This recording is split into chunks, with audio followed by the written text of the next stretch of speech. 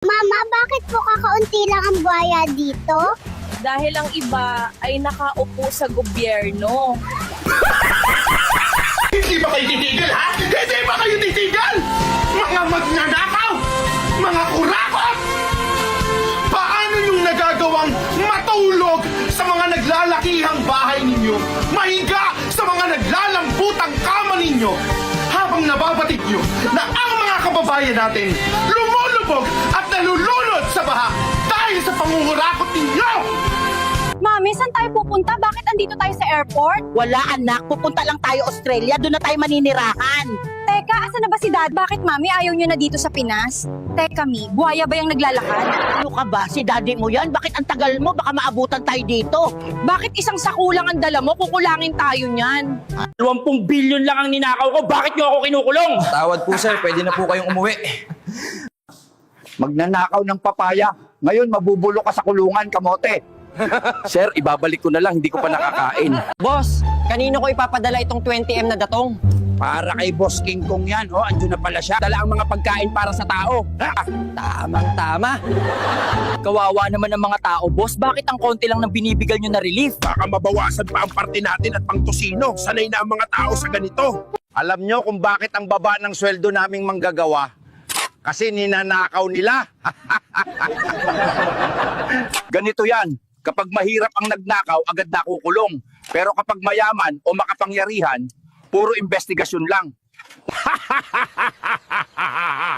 Sir, ang dami niyo na pong luxury cars. Bakit po ito binili niyo pa? Well, nagustuhan ko kasi may libreng payong. Ito.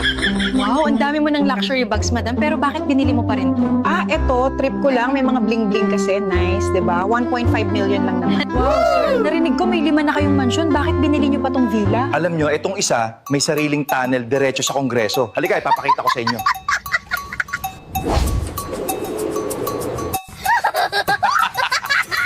Sabihin mo sa amin, paano ka naging ganito kayaman?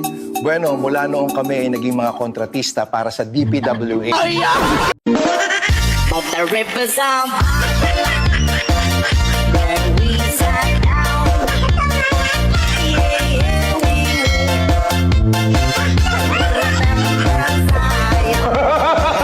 Pre, napapaisip ako.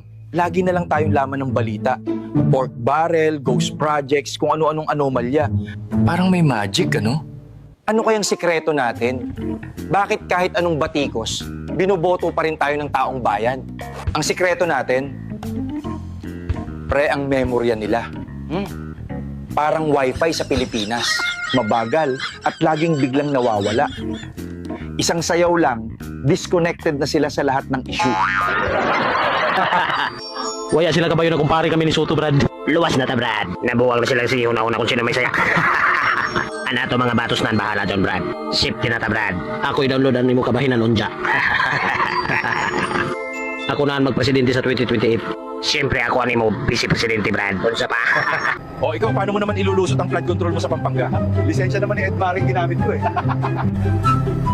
Akala talaga ng mga tao, mababait tayo.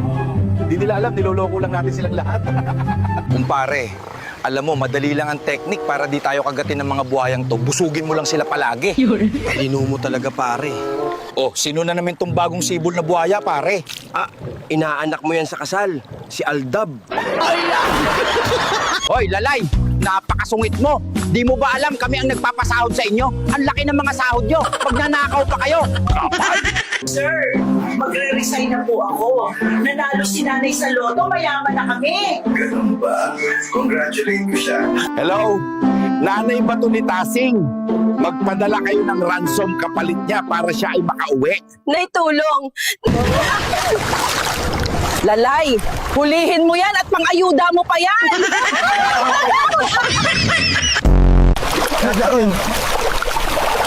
Lalay, kainin mo yung mga basura at nang may pakinabang ka.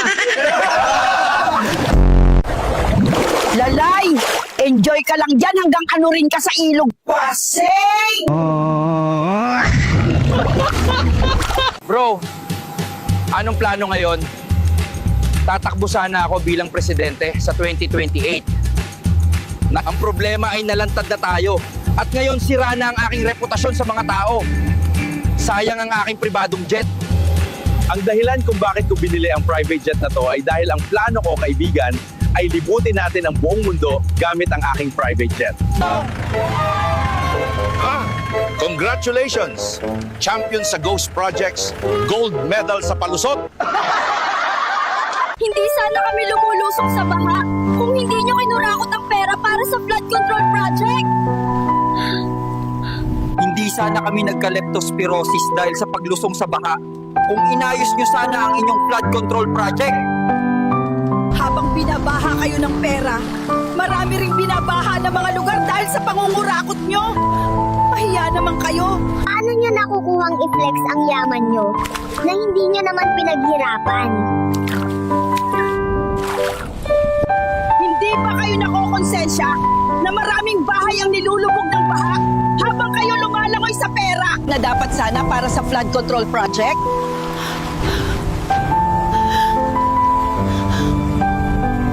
Nanay, ipapakilala ko na po sa inyo ang boyfriend ko. Ayan po siya, oh. Sino yan? Naku anak, ano nang nangyayari sa'yo? Bakit nagkagusto ka dyan? Mahal po namin ang isa't isa at magpapakasal na po kami. Hindi ka ba nagayuma anak? Di ka man lang namili, mukbang baboy, ramo pa talaga. Nanay, contractor yan sa DPWH, kaya naman ipabago ang hitsura. Ay ganun ba? Ikasal na kayo bukas. Dali, uy, bilan mo ako ng payong yung may sasakyan. Buwaya sa kongreso, sa kasamaan nagiging hari. Hindi mo na walang malasakit, hindi na isasawi ang tambi-tambi. Pabigat sa ating lipunan ngayon. Ayos, approve na ng budget na paid trilyon. 1 trilyon para sa kontraktor, 4 trilyon sa akin.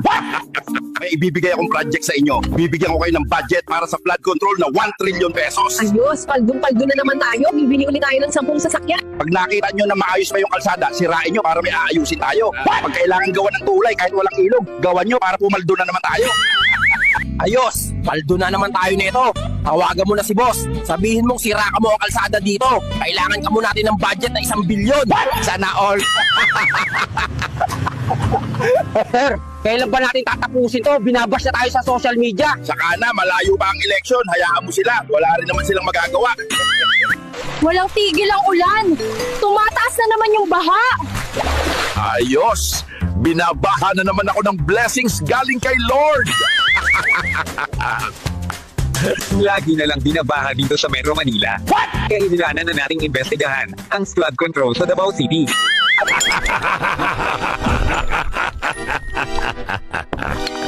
Ma'am, saan po ba kayo nagsimula? Una kaming nag-construct sa mga private na bahay. Kaso walang kita sa ganon. Sa DPWH, paldong-paldo kami. Sana all!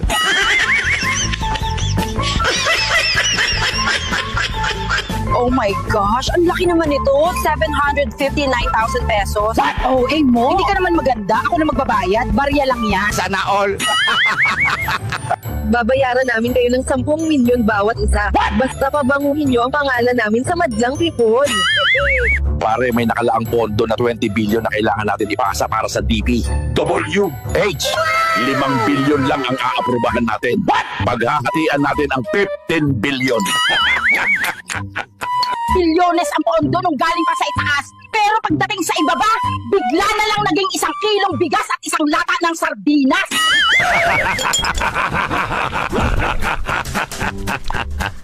Kawawang mga Pilipino, tax doon, tax dito. Kahit sariling pera at ipon sa bangko, pinakialaman pa ni Recto. Langya talaga. Kung may libingan ng mga bayani, sana may libingan din ng mga buhayang opisyal at ahensya ng gobyerno na walang kabusugan sa pagsakmal ng kaba ng bayan. Sir, ano po ba talaga ang dahilan ng pagkakasibak niyo sa pwesto? Sinabi ko kasing pangit yung mga adik. Nagalit tuloy pati si Pangulo sa akin.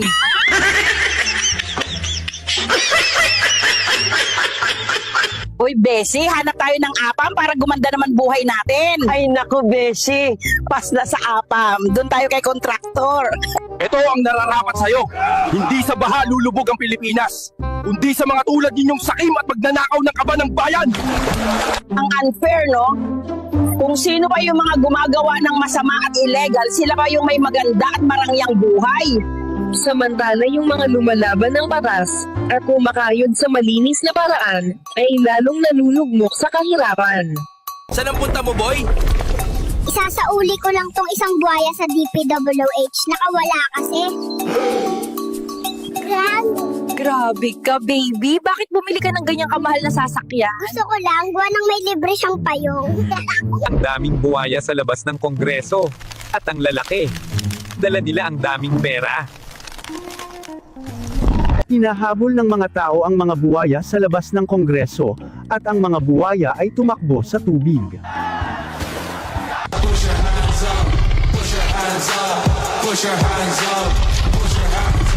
Billions for flood control. Pero sa bulsa lang dumiretso. Lola, bakit wala na ang mga buhaya dito? Matagal na silang wala dyan, Apo. Nasa Kongreso na at Senado. Yung iba tumakas na at ng ibang bansa.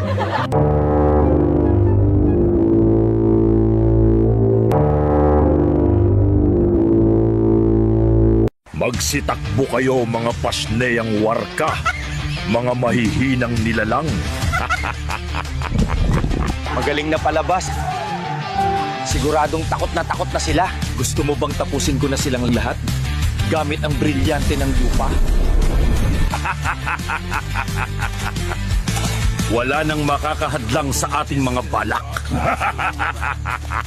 Brilyante ng apoy. Inuutusan kitang tupukin ang dalawang pasneyang nilalang na yan.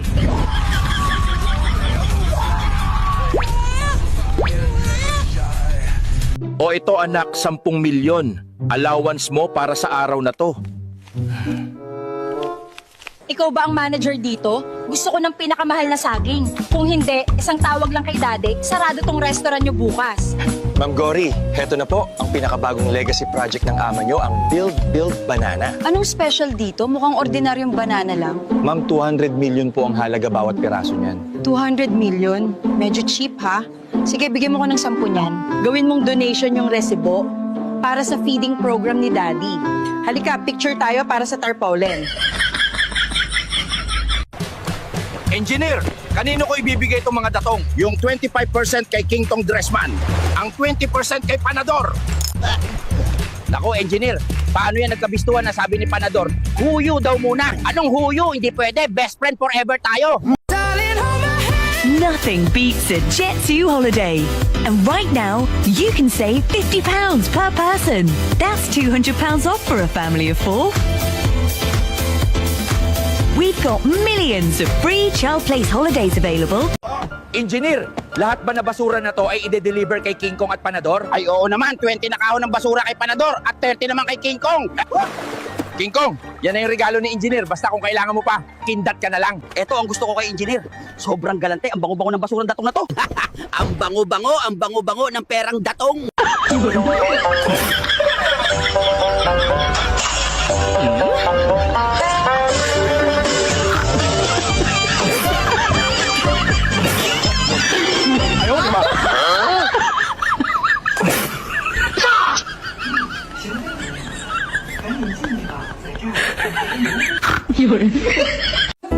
Okay na, okay na, hindi.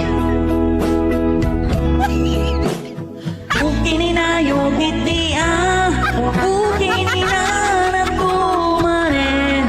Okay ni na yung hindi okay ni na. Sumuko ka na. Napapaligiran ka na namin. Nagkakamali kayo. Kayo ang wala ng takas sa akin. Nagkakamali kayo. Manahimik kayo. Kayo ang wala ng takas sa akin. Ako si Tambaloslos, hari ng mga buhaya. Ibalik mo ako sa aking tunay na anyo. Sobrang swapang yan. Takbo na tayo. Tambaloslos! Kumain ng salapi hanggang lumaki. Kumain ng salapi hanggang lumaki. Kumain ng salapi hanggang lumaki.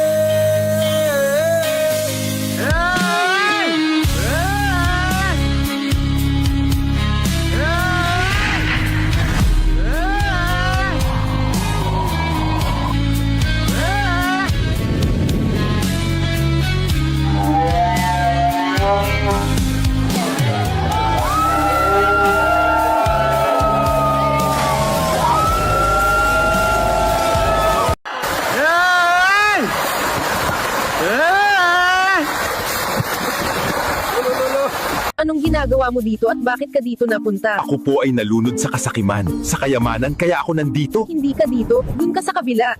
A few moments later. Anong ginagawa mo sa aking kaharian? Nagnakaw ako ng bilyong-bilyong budget na para sana sa mahihirap. Wahaha! Kaya papasukin niyo ako. Umalis ka dito! Baka agawin mo pa ang trono ko!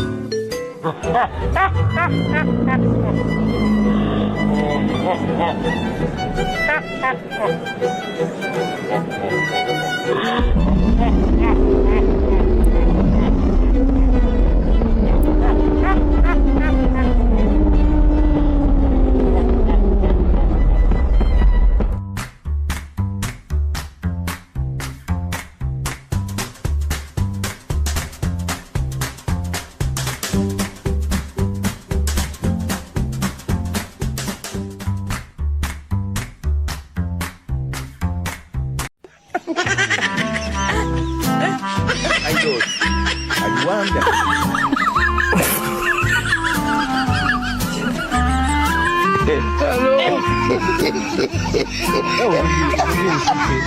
Panata Makabayan, iniibig ko ang kaban ng bayan, yaman at buwis na aking kinukupkop sapagkat dito nagmumula ang aking kapangyarihan. Pinahahalagahan ko ang lupaing ninanakawan dahil sa bawat proyekto at ghost plan ako'y yumayaman. Nagsisilbi akong huwaran ng katiwalian, tagapagtanggol ng sariling bulsa, at tagapagtali ng duct tape sa bitak ng bayan. Sa ngalan ng sariling interes, ako'y nanunumpa na patuloy na magiging tapat sa aking kaban ng yaman.